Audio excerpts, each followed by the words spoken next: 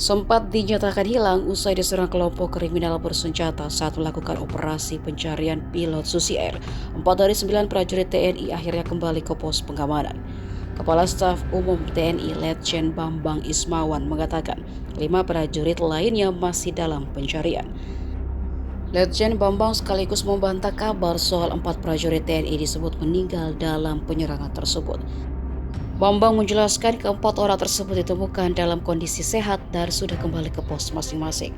Bambang menegaskan hanya ada seorang prajurit TNI yang gugur dalam penyerangan tersebut, yakni prajurit Komando Cadangan Strategis Angkatan Darat atau Kostrad dari Satuan Tugas Batalion Infanteri Raider 321 Galuh Taruna, Pratu Miftahul Arifin. Hal tersebut sekaligus membantah simpang siur adanya 6 prajurit TNI yang tewas. Kabar tersebut sampai diberitakan media asing yang menyorot operasi pembebasan pilot Susi Air Kapten Philip Mark Mertens. Pilot yang berasal dari Selandia Baru itu sudah disandra sejak Februari lalu.